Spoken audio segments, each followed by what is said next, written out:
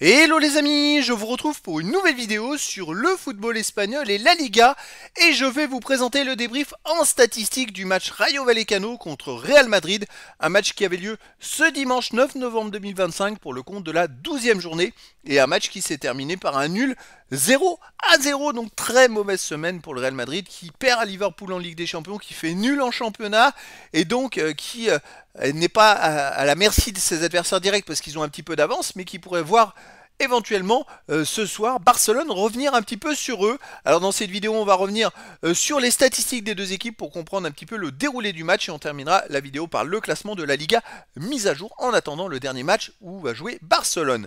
Alors le Real Madrid qui fait 0-0, pas de but. Bon, match à oublier, les statistiques. Il y a eu 54,5% de possession de balle à 45,5% pour le Real.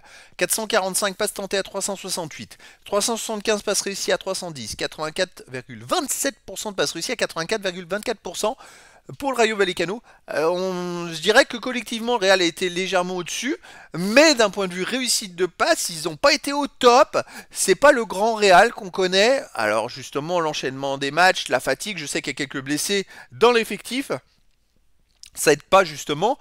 C'est un match, un non-match, on va dire, hein. Il y a eu 14 occasions à 10 pour le Real Madrid. Mais les buts attendus, 1,19 à 0,82 pour le Rayo Vallecano.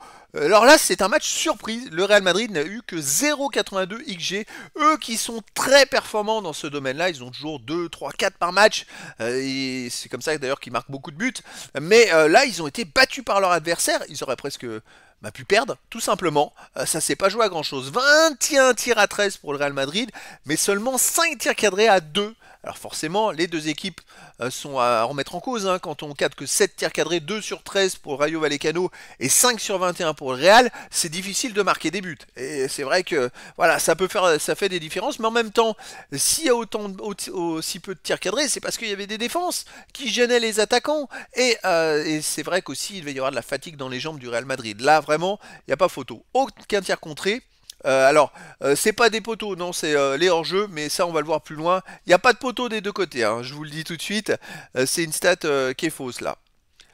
Allez, on y va aux autres statistiques, les hors-jeux.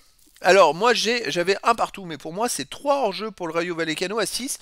Je vais aller quand même vérifier parce que je trouve ça un peu étonnant d'avoir ce décalage de stats. À moins qu'il y ait eu 6 poteaux à 3, mais non, c'est les tirs contrés qui avaient 6 à 3 les amis. C'est quand même important, 6 tirs contrés à 3 pour le Real Madrid. On va revenir dessus. Les tirs contrés c'est 6 à 3. Et il faut inverser poteaux et tirs contrés. Voilà. Et ça fait pas non plus beaucoup de statistiques, hein. Les hors-jeu donc un partout, 8 corners à 5 pour le Real Madrid, 23 centres à 19 pour le Rayo Vallecano, 9 interceptions à 3 pour le Real Madrid, 20 tacles à 11 pour le Rayo Vallecano, 59 duels gagnés et 42 pour le Real qui a quand même gagné beaucoup de duels, hein. Là il n'y a pas à dire. 5 arrêts à 2 pour le Rayo Vallecano, 17 fautes à 7 pour le Rayo Vallecano, 3 jaunes à 2 pour le Rayo Vallecano, pas de rouge. Alors voilà, le Real gagne quand même 17 duels de plus en faisant que 7 fautes. Ils ont joué proprement en gagnant beaucoup de duels. C'est quand même bravo à eux, surtout avec la fatigue de la Ligue des Champions, parce qu'un déplacement à Liverpool, ça fatigue. Donc le Real, bon bah voilà, ils ont fait ce qu'ils ont pu. C'était un match où ça manquait de jus dans la zone de vérité, on va dire, autour de la surface de réparation. Et donc au classement, alors on va commencer par le Rayo Vallecano, ils sont 12e avec 15 points en 12 matchs, 4 victoires, 3 nuls, 5 défaites, 12 buts marqués, 14 encaissés, moins 2 de différence de but, ils ont 5 points d'avance sur le premier relégable. De son côté, le Real Madrid est toujours premier avec 31 points en 12 matchs, 10 victoires, un nul, 1 défaite, 26 buts marqués, 10 encaissés, plus 16 de différence de but. Ils ont maintenant 5 points d'avance sur le Villarreal et 6 points d'avance sur Barcelone qui a un match en retard. Si Barcelone gagne son match en retard, ils reviendront à 3 points au classement. C'était donc le débrief en statistique du match Rayo Vallecano contre Real Madrid. Un match qui s'est terminé par un nul 0-0. Voilà les amis, je vous dis à très bientôt pour une nouvelle vidéo.